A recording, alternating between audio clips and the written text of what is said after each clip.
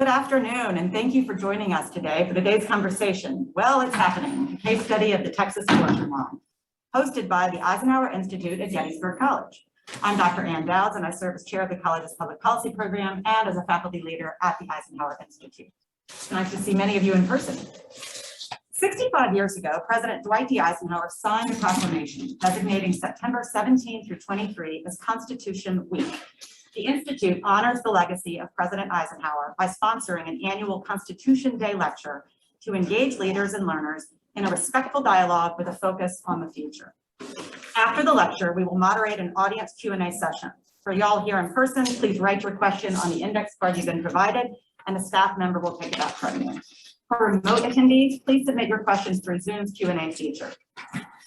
Our guest today is Dr. Karen O'Connor, who holds the rank of Distinguished Professor. She's the founder of the Women in Politics Institute at American University. She's an attorney, and she's a world-renowned constitutional and abortion rights scholar.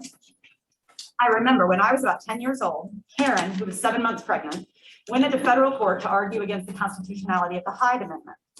The courtroom was already abuzz because she stood at counsel's table in her maternity dress. And then her opposing counsel, attorney Jefferson Davis, not even making that up, insisted that if Karen were going to be allowed to be pregnant in the courtroom, then he should be allowed to bring his pregnant wife to sit at counsel's table to even the score. Yeah, I have no idea what that means. Karen took it in stride, as she always does, and the next month she appeared on stage at an abortion rights rally mere weeks before Megan, her daughter, was born. I have had the great fortune to learn through Karen's examples throughout my life. You see, she is not only my former next-door neighbor in Atlanta, she's also my godmother. Karen has written, edited, argued, advocated, and otherwise fought for women's rights in countless arenas. Tens of thousands have grown and learned under her tutelage. But more importantly, from my perspective, she is the woman who taught me how to be a woman in the law. She taught me that compatible contradictions can exist within the same person, particularly women. She's a Catholic of strong faith who has fought tirelessly for women's reproductive rights. She's a feminist firebrand with a penchant for peppering debate with profanity. She's a relentless editor and taskmaster who demands excellence from all, including her goddaughter. But she has the biggest and softest heart, weeping openly at births, weddings, funerals, and all occasions in between. She has anonymously funded scholarships for students. She's an incurable romantic, a lover of fashion, and a devoted mother to both her human and canine children. Karen also hosts fabulous parties. I recall the evening I was headed to the junior prom. Karen was hosting an outdoor happy hour in her backyard, which is next door. There were a bunch of attorneys, someone from the Carter Center, from folks from state, all sorts of attorneys. And they were having an incredibly intense conversation about something very important, I'm sure. But as I walked out wearing my prom dress, she interrupted Sandy, one of the attorneys, mid-sentence, and she said, "Get over here, get over here." I was like, "What?" And she goes, "We need to check your hair and makeup." And I said, "Okay." And so she got the whole party involved, and she said, "Oh my God, you need eyeliner. And where's your purse? Where, you need your purse, you need ID, you need lipstick, you need cash in case of emergency." Karen is the one that taught me the importance of preparation. Anticipate everything, prepare for the worst, hope for the best. She taught me that with privilege comes responsibility to make the road a little smoother for those who will follow. She taught me that you don't have to stop being who you are. You don't have to deny your femininity to be tough. She is literally the woman who gave me the sex talk. She also taught me, as a young woman in the law, that there were certain things I just had to do differently from men if I were going to be a successful trial lawyer. Women in certain environments have to be tougher, more measured, work longer hours, and otherwise excel more than their male counterparts. She taught me how to fight to the metaphorical death in a lawsuit while wearing bold colors and fantastic heels. Finally, and most importantly, she taught me that there is no such thing as a work-life balance. It is just life, and you fill it with what you value.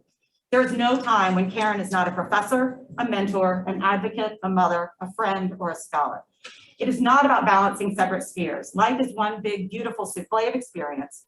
Part of that experience is understanding how abortion laws, reproductive rights laws, influence not just precedent and constitutional rights, but everyday life and everyday people outside your own social spheres. To understand what it means to live in a society that does or does not allow women legal autonomy over their bodies, but also live in a society where religious tolerance and freedom of expression demand that we consider competing perspectives on the issue and hopefully arrive at a conclusion consistent with our constitutional frame.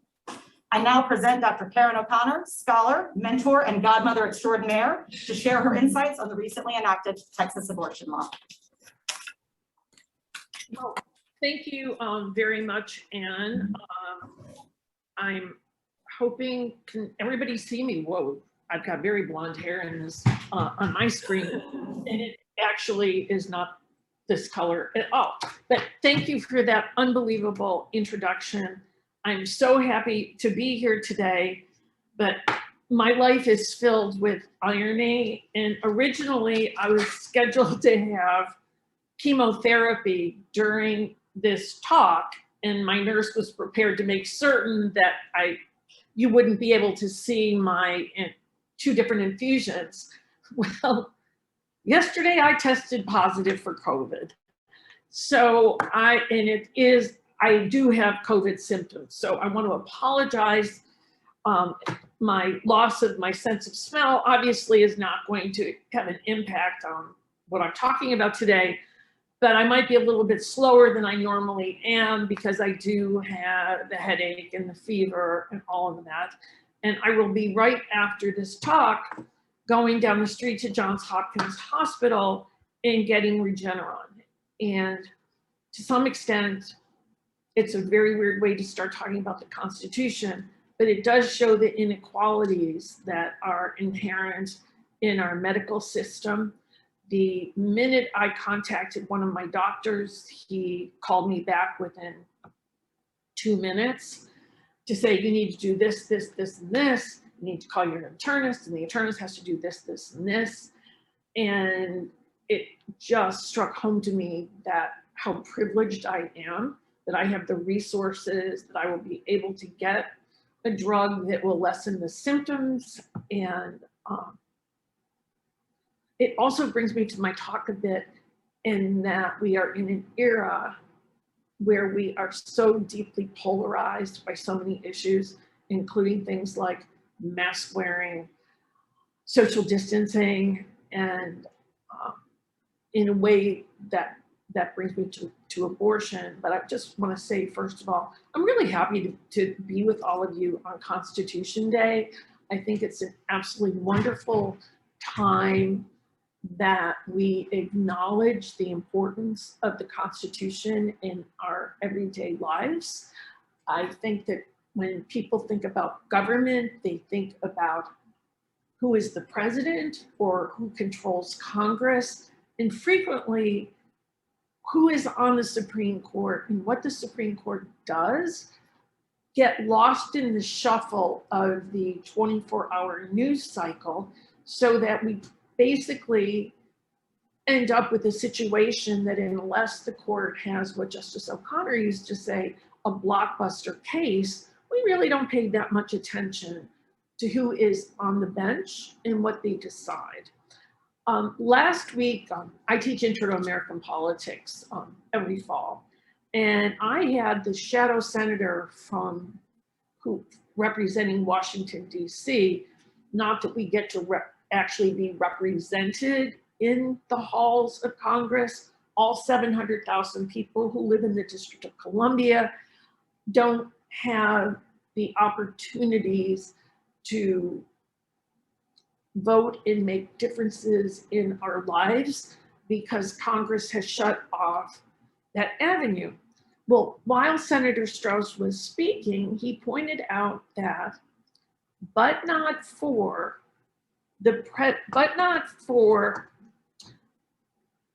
two justices that were appointed by Donald Trump and confirmed by the US Senate, we have a situation where the Texas decision would have been different if DC actually was a state. Because if DC was a state, we would have had a situation where none of those judges could have gotten out of the Senate. He also pointed out that when we honor our Constitution, we really have to also think of how it has affected, obviously, communities of color, also women, other minorities, and people with disabilities among the many functions. So if DC was a state, there would have been 2 extra Democratic senators, and we would not have had the justices that decided not to stay the Texas abortion law. But before I talk about the Texas abortion law, I want to talk a bit about how did we get here? And I think it's really important. I had been doing this for so long. I had a remote internship in 1969, before many of your parents were born.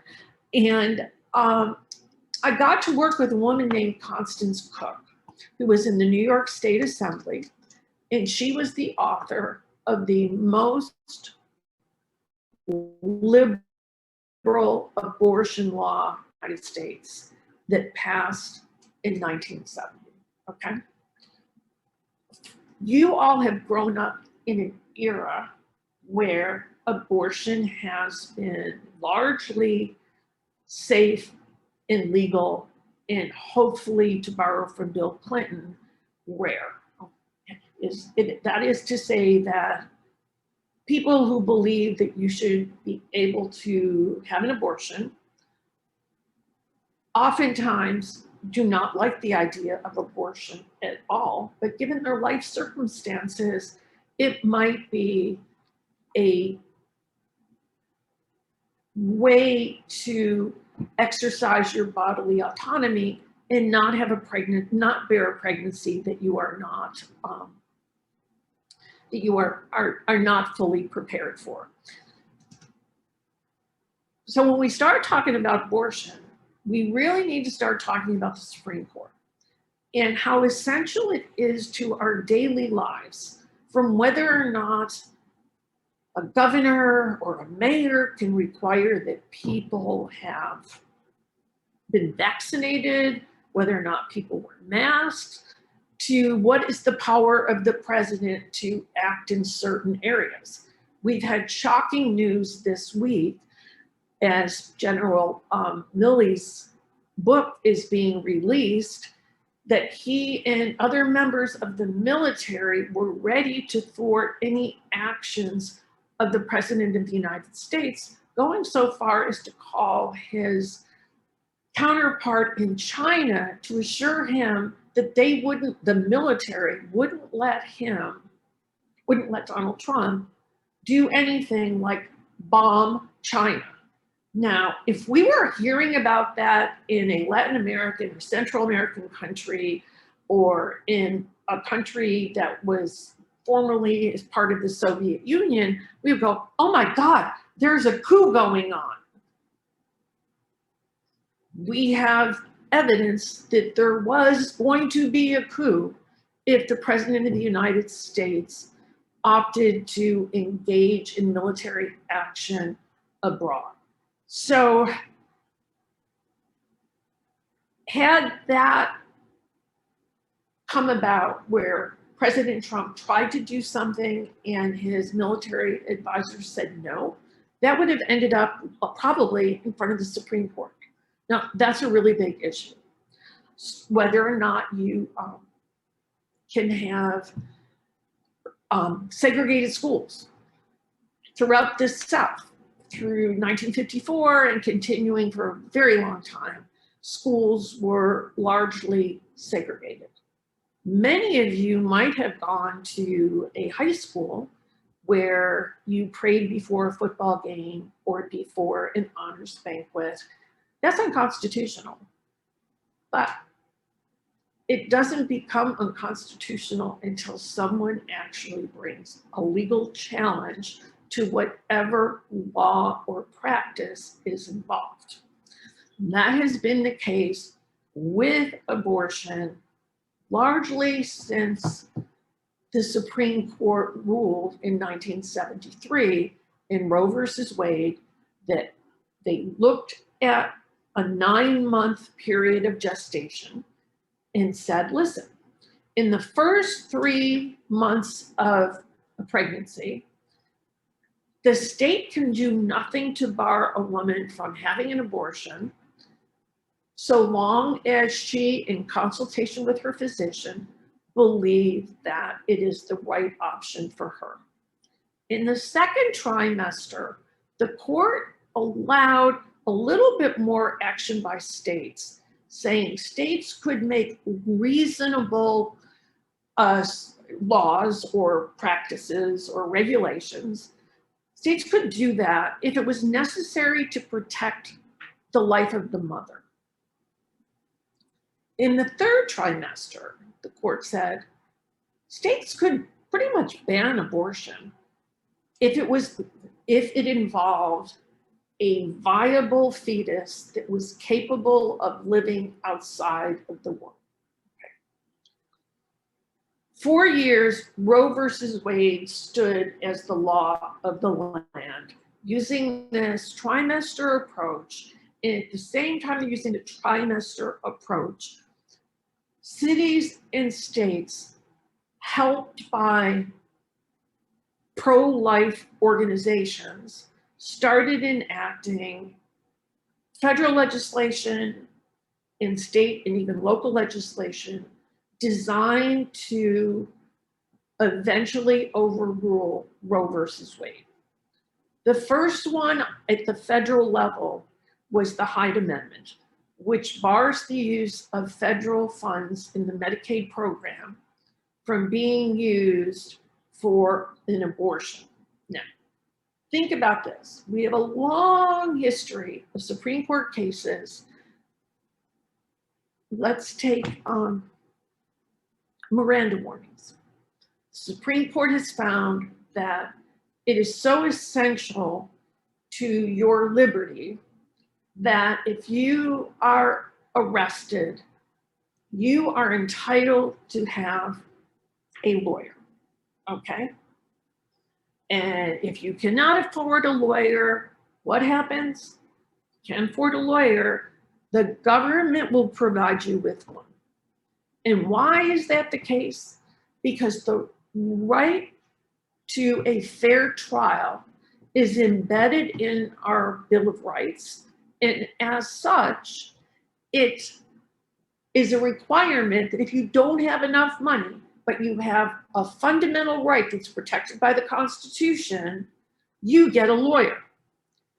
But if you are poor and you want to get an abortion as part of your overall health care, and abortion is also considered to be on the same level of protection as things like a right to a lawyer, the Hyde Amendment, which was passed in 1976, said no, you cannot have federal funds cannot be used to provide a woman access to an abortion. That was challenged all over the United States. I had the honor of working with a woman named Margie Pitts-Hames, who had actually argued Doe versus Bolton, which was the companion case to Roe versus Wade. So in Roe versus Wade, we have a trimester approach enunciated by the court.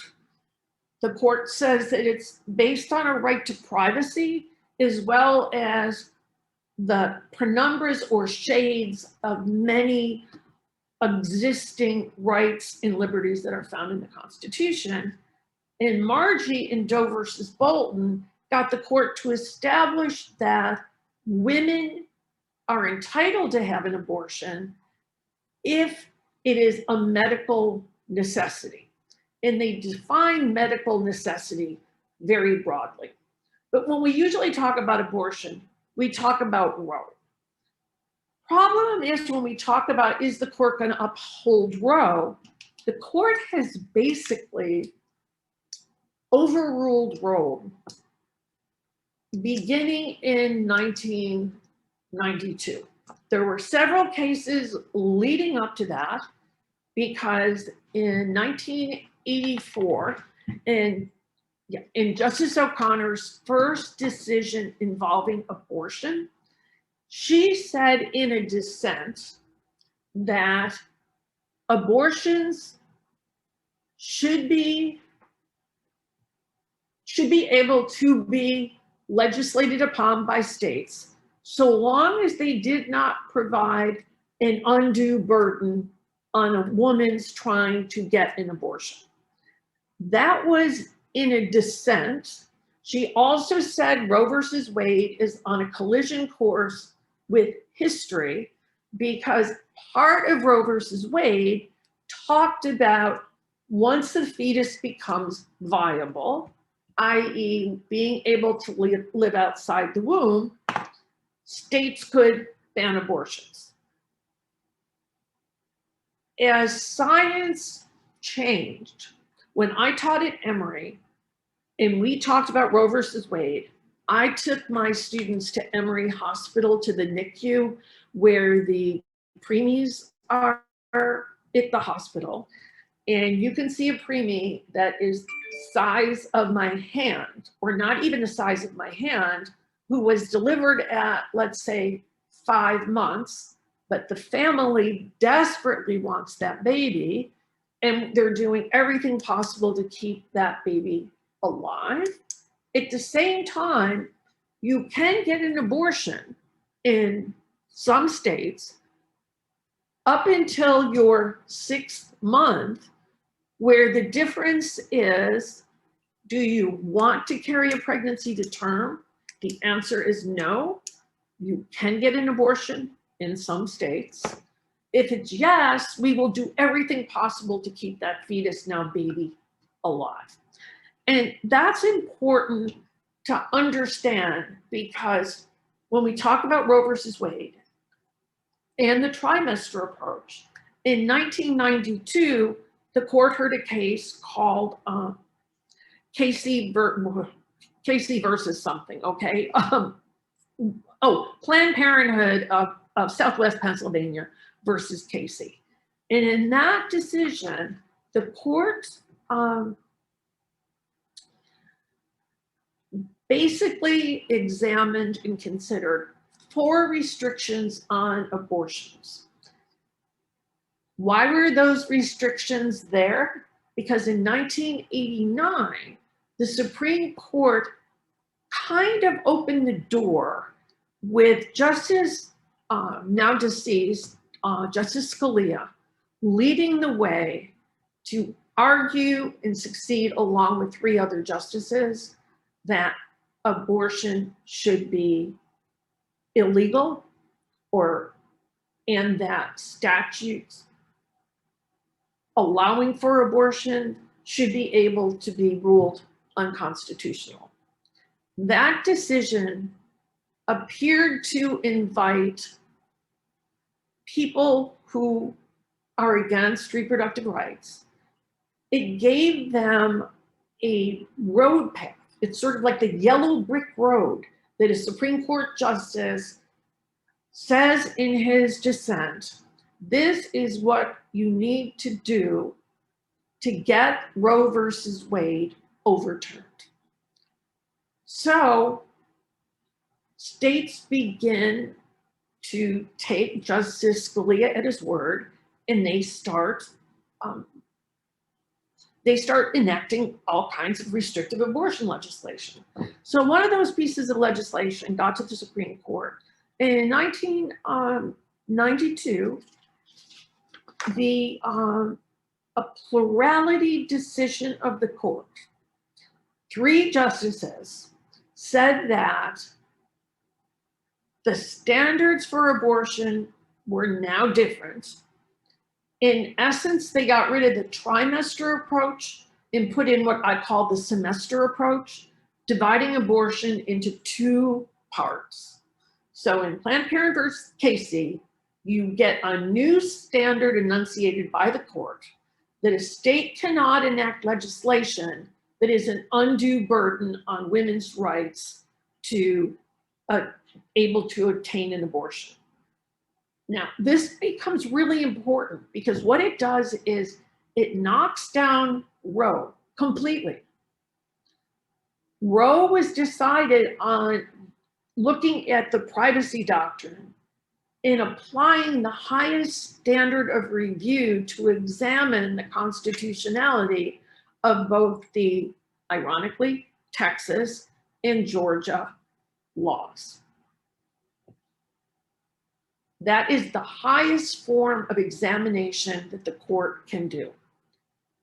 In Casey, in 1992, they get rid of the trimester approach, say they're going to look at when fetal viability occurs, but fetal viability occurs at a much earlier stage now than when the court decided Roe versus Wade. And as Justice O'Connor sort of, put on her thinking cap and recognized that the Roe standard, given medical changes, is going to be problematic. But she was part of a 3-judge plurality saying that they were, quote, upholding the essential holding of Roe, okay? But it allowed 3 of the, there were actually 5 restrictions on abortion. One of them was for sex selection, and the court didn't decide that because they couldn't get a plaintiff.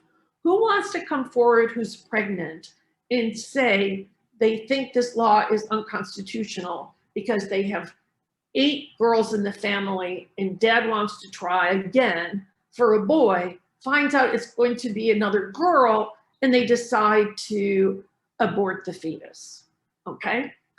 So we end up, there's no plaintiff to bring that case.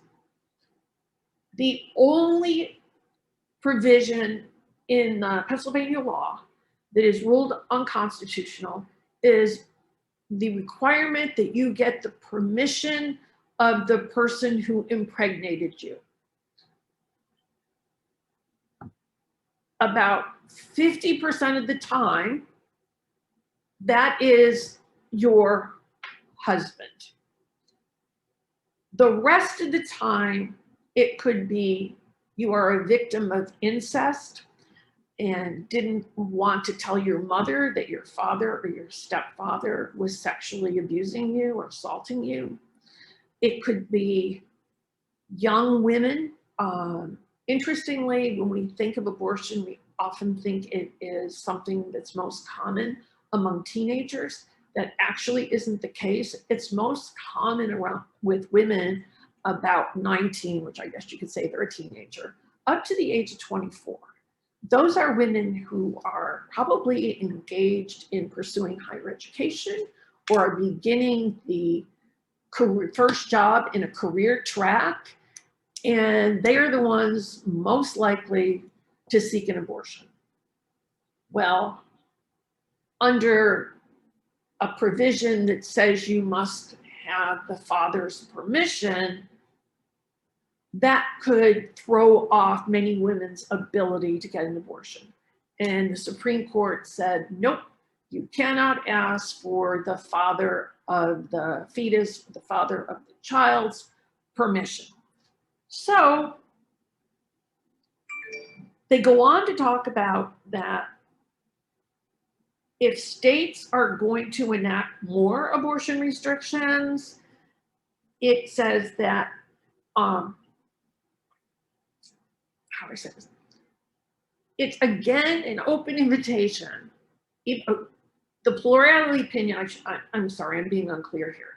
We have 3 justices in a plurality because 2 of the liberal justices hop on to the ultimate outcome of the decision, which says that, basically Roe hangs by a thread. That is almost an understatement in the context of how abortions could be limited by states after Casey. It also, because it was 1992, became a pretty major issue in the presidential campaigns. And that is what has happened. States have continued to enact restrictions. The Supreme Court or a lower federal court will stay, meaning they will prevent the state from beginning to enforce that law. That is what has happened in Texas right now. Texas, which is if you're a Republican in Texas, you are having a really good year, okay? Here in DC, we had members of the Democratic members of the state legislature coming into town so that there wasn't a quorum to vote on a law that would severely restrict abortion rights in the state. To me, one of the funniest things is I'm on one of those neighborhood email chat things, Facebook, whatever, and all of my neighbors were asking, where are those Texas legislators? Because we want to give them a place in our house. They can have our whole house. Well, it turned out they were at an undisclosed hotel, but they were here lobbying federal legislators for expanded voting rights at the same time that they knew once they went back to Texas, there would be a vote and that Republican restrictions in Texas would go into effect in the next election. On top of that, not to be just happy and going home thinking you did well, the Texas state legislature also enacted the most restrictive abortion law that has been passed since Roe versus Wade. In it, and it's a very unusual, and you've got to give the lawyers who wrote this law a lot of credit for enacting a law that's going to be very difficult to implement, yet it's going, because of one of the portions of the legislation allows anyone to turn in a woman who they think is going to have an abortion or who had an abortion. According to the Texas statute, if you know of someone having an abortion or who had an abortion, you can sue naming the person who you think has had an abortion, but your name is confidential, okay? The name of the person who you think had an abortion is public, and you can get $10,000 for turning that person in.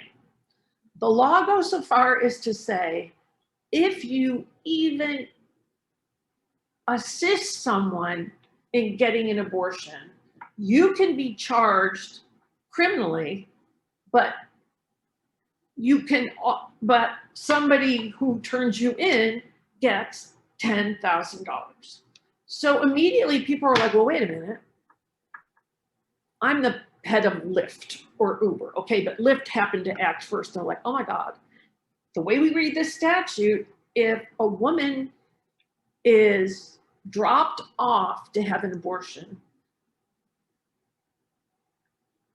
or takes public transportation to have an abortion, you can sue Lyft, you can sue the Metro, you can sue anybody who facilitated a woman actually getting an abortion. That law in and of itself was outrageous, but the Supreme Court literally in the dead of the night, which is a practice that has begun in the last couple of years, where the court is handing down decisions in which they actually don't meet as they normally do on Wednesdays, and they will issue an opinion. This one came out September 1st or 2nd, and Justice Roberts, who up until now had been able to keep 4 other judges on board with the notion of our legal system is based on a principle of stare decisis, which is let the case stand. If we had decided this issue before, we should look to past precedent.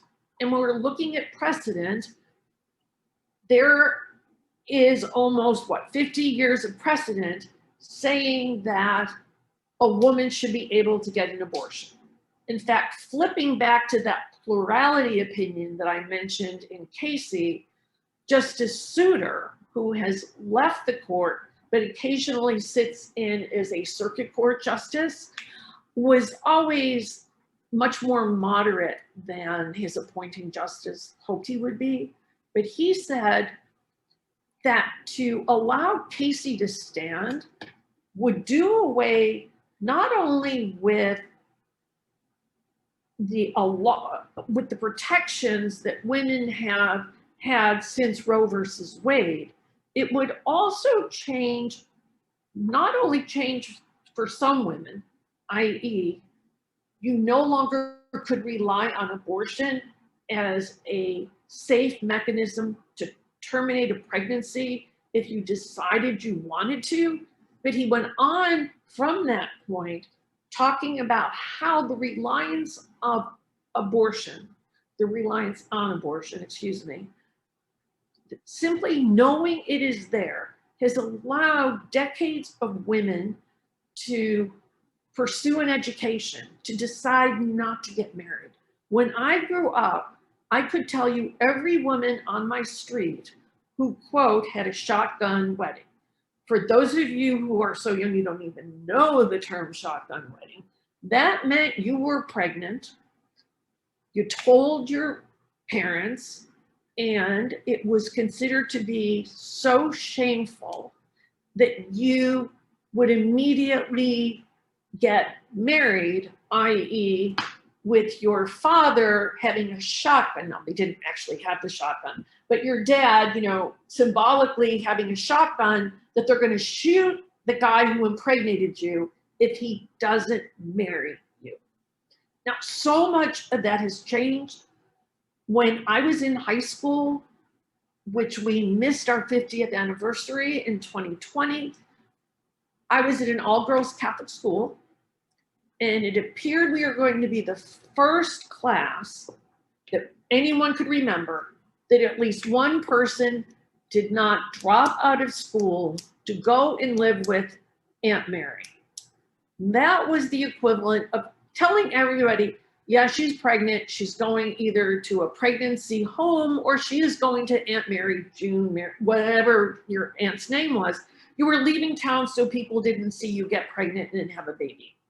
We actually had a classmate who got pregnant, and we were on, I'm going to make up a name, Jane Patrol, where everyone had a time slot where they walked in front of this student so that the teachers and the nuns would not recognize that she was pregnant, okay?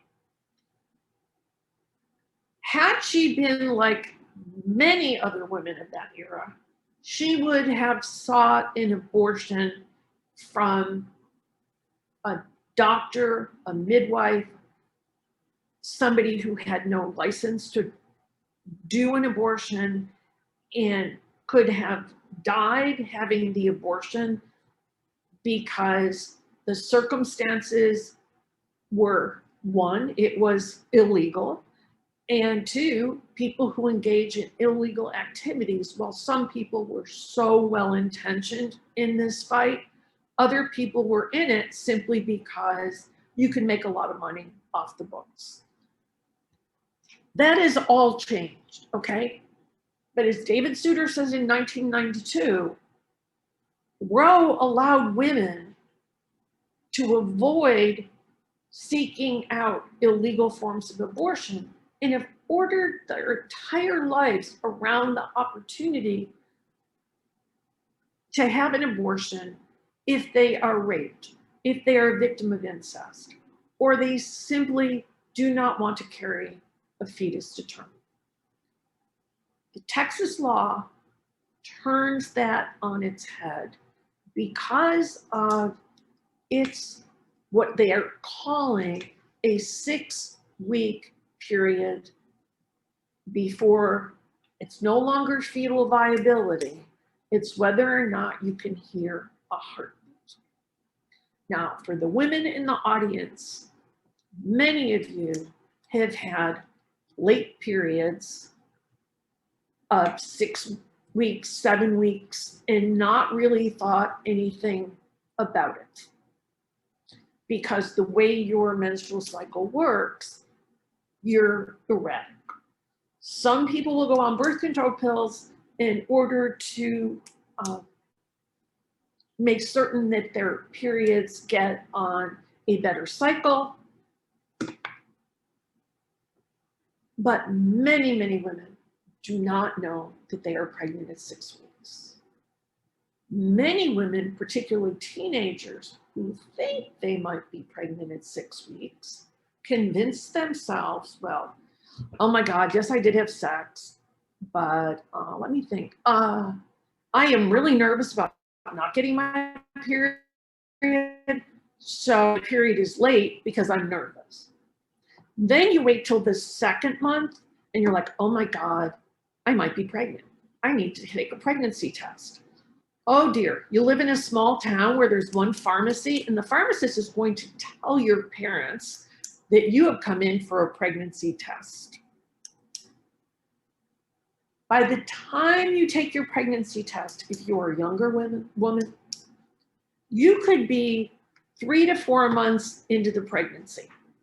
As you are crossing the 3 to 4 month threshold, 3 to 4 month threshold, abortions become far more expensive, and there are so few doctors who are willing to do even 4-month abortions right now. I have been really engaged in abortion outside of it being an academic discourse. I have testified before both the House and Senate Judiciary Committees on the continued viability of Roe versus Wade, but I've also been an activist in the context that I headed the board of the only not-for-profit provider of abortion services in the state of Georgia. Why is that important? Because I've seen what women will go through to have an abortion.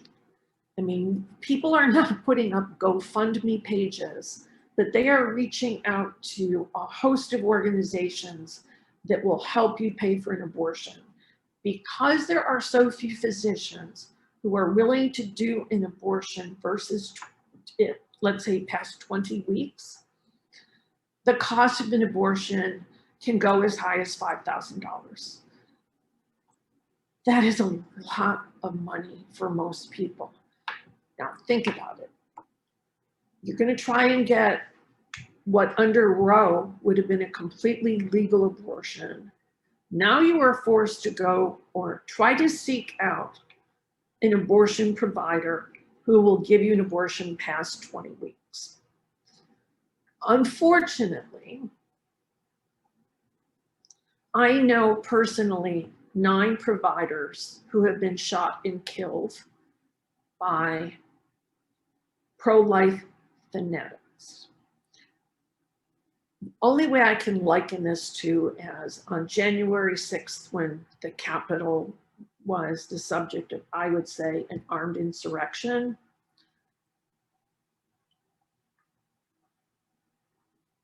People were exercised, many people there, and I'm not going to say many fine people on both sides, because I do not think that there were fine people on both sides, but there were people who were there in a nonviolent manner protesting the certification of an election, okay? And then there were people that were really, really violent.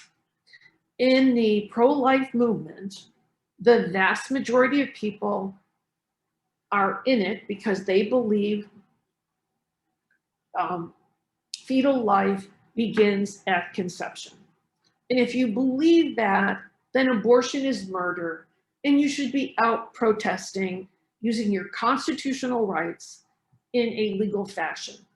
Unfortunately, there are groups of people within the pro-life community on the far right who have thought it was reasonable to kill abortion providers.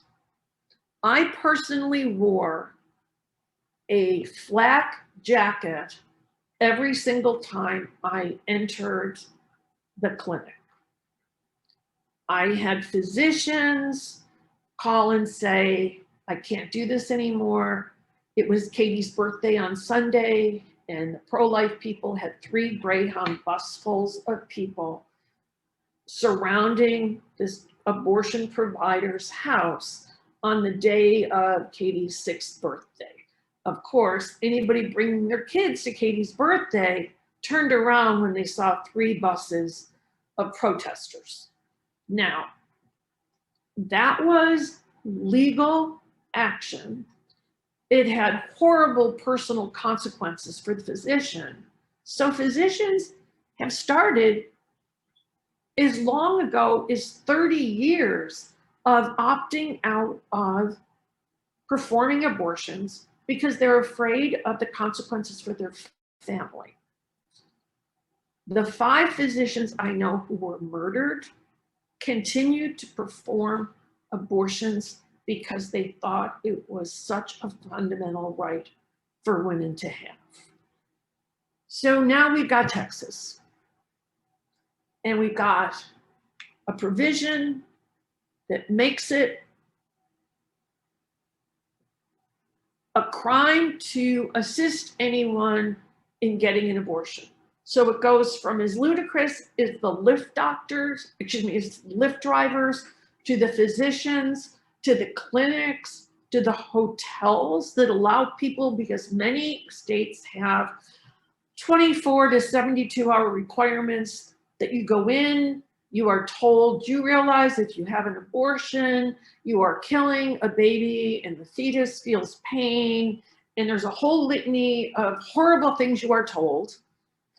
And then you have to go to a hotel because there's a requirement that you go somewhere and think about this horrible decision you are making, and hopefully you will be convinced not to terminate your pregnancy. If you got a 6-week viability law, it is basically preventing all abortions. Even after Casey, with the sort of 20 to 24 week period that the state was jiggering that you could not get an abortion after somewhere between 20 and 24 weeks, those abortions were really expensive.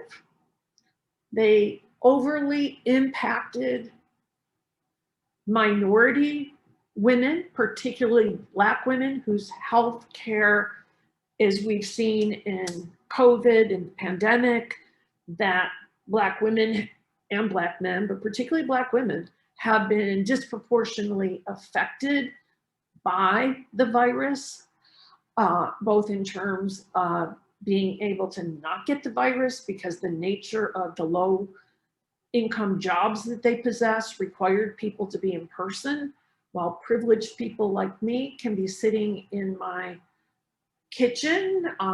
That's my sort of dining room area, but I can do that. They can't. They actually have to go to work. For young women who find out they're pregnant in week 7 or 8 in Texas, they're not going to be able to get an abortion either. Moreover, what hasn't really hit the 24-hour news cycle, I unfortunately, and I always wonder whether or not this is like too much sharing, but I had a miscarriage in the Cincinnati airport on my way to give a speech at Notre Dame, okay? 20% of all pregnancies end in a miscarriage.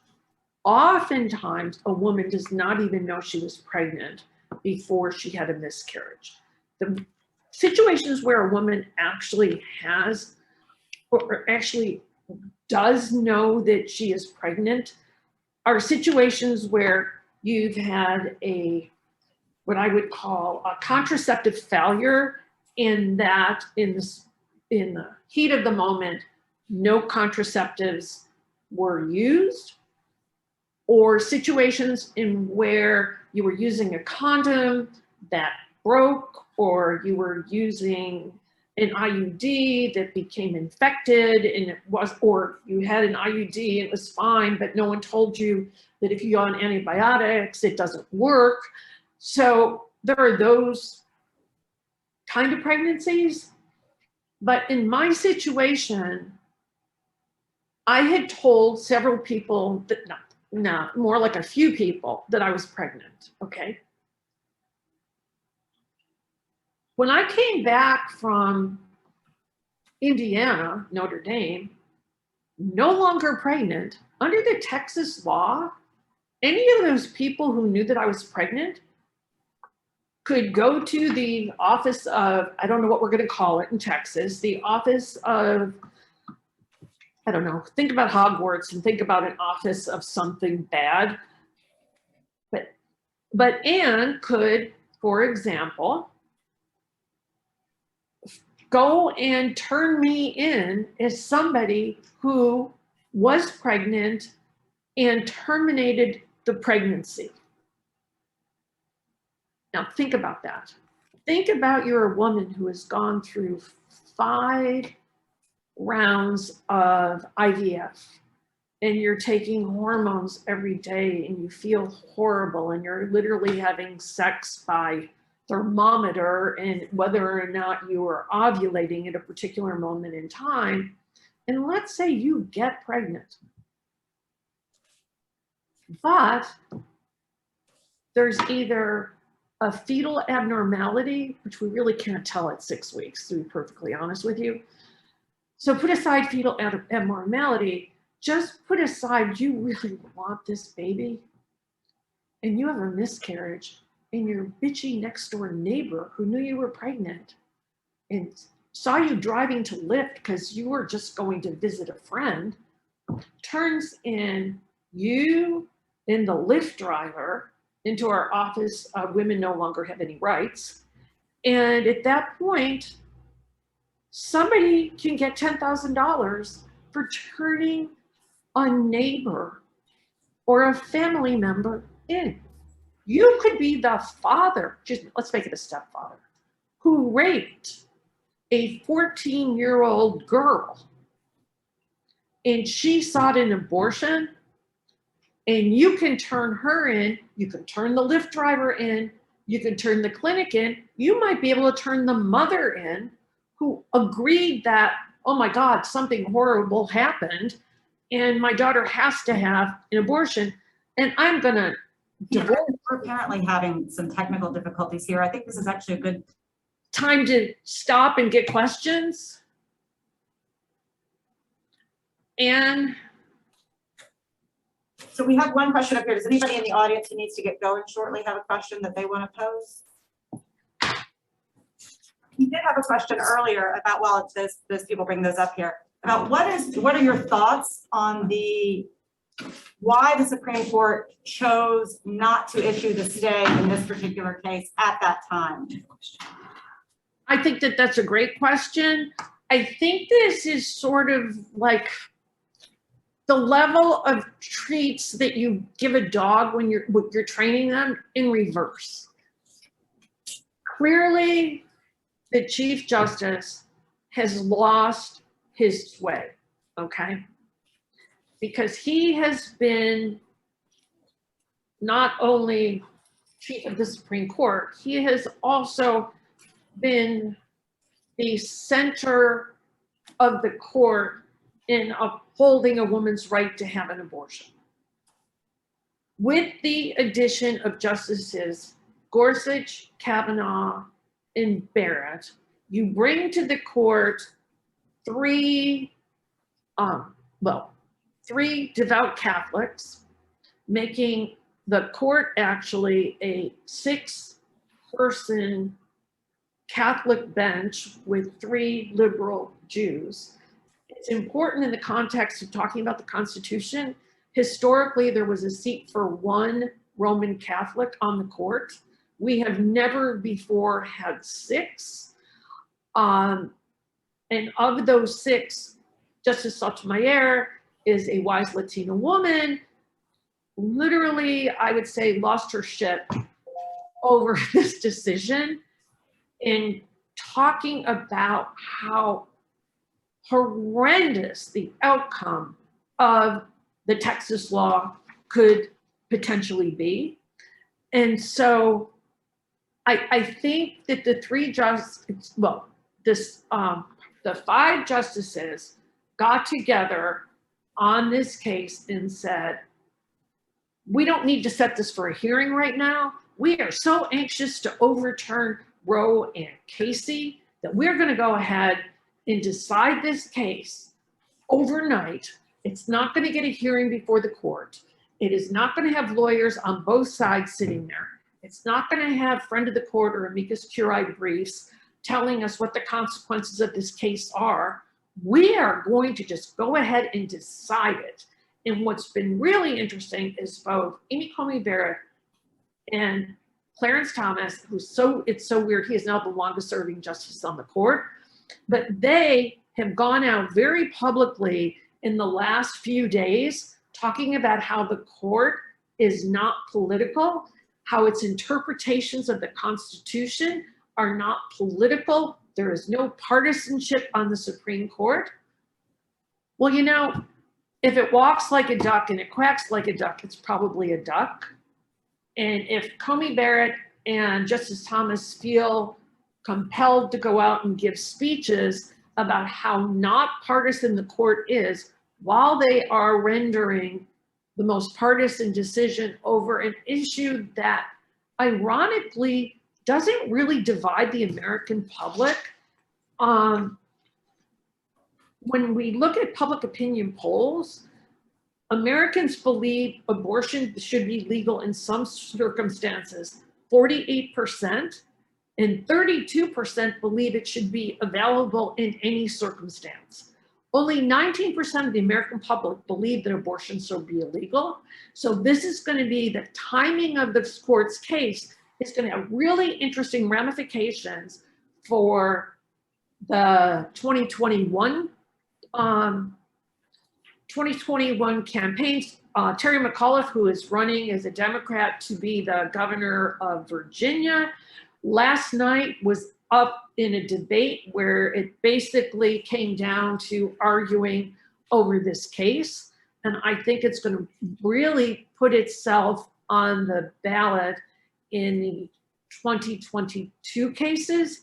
And I think the justices who are very much against abortion are being very cagey and will probably this term, before the 2020 elections, issue a bombshell decision which will make whether or not you support abortion one of the main issues upon which people will determine how they vote in 2022. Is that the Mississippi case, you think? Is that the Mississippi case? Is that the one you think is going to be the bombshell? I'm sorry, I think that the abortion case, because it's going to come back to them. I mean, keep in mind, they basically just chose not to stay the implementation of the act. So in the next month, we are going to see Lyft drivers charged, neighbors charged, because we really don't know how this act is going to be applied. But in this economy where many people are now, because the unemployment paychecks are going away, the extra cash for having kids is going away, why not turn in your neighbor's kid or your neighbor if you can get $10,000? That's actually good. So you answered the 22 election question that we had. That relates to another question they asked is, so let's say that a woman did start a GoFundMe page for her abortion. Anybody who donates, liable, you get 10,000 ahead. You think that's? Okay, as to you start a GoFundMe page and you and I are one of 10,000 people who contribute to this woman's abortion, the woman's ability to go and find a doctor and get an abortion, which is basically now, given that I believe we're down to 1 or 2 clinics in Texas. If that happens, and a woman says, any other funds that I get will go toward funding abortions for other women. We know that there are now funds that have been created to transport women from Texas to a place where an abortion is legal. But we are literally looking at, if we take that law on its face, that everybody who contributed to the GoFundMe page facilitated that woman's ability to have an abortion, and you should be able to be called out, and somebody should be able to get $10,000 for every person whose name is listed on that GoFundMe page. That is a great question, because it's one that I actually hadn't even thought of. And I can blame that on COVID brain in the context of, whoa, you are absolutely right. Look at what the dynamics of that is going to look. And how is Texas going to be investigating people from out of state? What jurisdiction does Texas have over something that happens in Texas? Then, if you're wiring money, are all of the banks going to also be under scrutiny? Because, you know, either you use your PayPal account or Venmo or whatever you're using, we've got the people who manage your finances also can be charged with facilitating a woman having an abortion.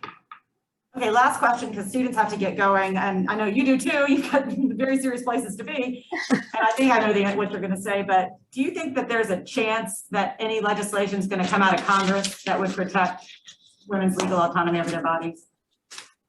Absolutely not. There are, I mean, just there are a handful of representatives. Actually, in 2018 and 2020.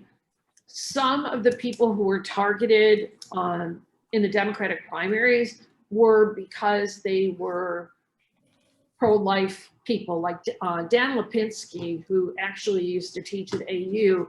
His dad, he walked into his father's seat, but he was primaried by largely Emily's List, which is the largest provider, it's the largest provider of funds for Democratic women, pro-choice women running for office. So I think that anybody who's remotely on the fence about this will be primaried probably by a woman. It's going to be really interesting to see, like, how far to the left Mark Kelly, for example, who's up again in a special election in Arizona, pardon the dogs, typical living at home, but he actually just came out against DC statehood, and we were like, are you kidding me? Why is he against DC statehood? And, you know, I had given money to his campaign. I'm certainly not giving any more. So I think it's going to be a really big issue. But if we look at the public opinion polling on this, Democrats actually have a path to keeping the majority in the House and maybe getting a majority in the Senate, which would be very ironic given it usually works against Democrats. But this law is just so restrictive that I just think it's one that women in a book club, or, you know, if you get together with a running partner, people are going to start talking about abortion in a way that they haven't done in a long time. I do want to add one thing. Because of the 20 to 24 week regulation, and is pretty much across the states now, there actually are lawyers on duty 24 hours a day, so the physicians can contact the lawyers to see whether or not they think it's legal for them to perform an abortion. And Ann and I are both lawyers, and I don't think it should be our decisions or our medical judgment about how pregnant someone is. So that's another facet of all of this, and determining the fetal heartbeat is going to be another one. Yeah. Well, unfortunately, we have to end it now because these students need to, I've probably already made them late, but thank you so much, Karen. I will talk to you soon. Text me when you're done. Okay, great. Thank you, everybody.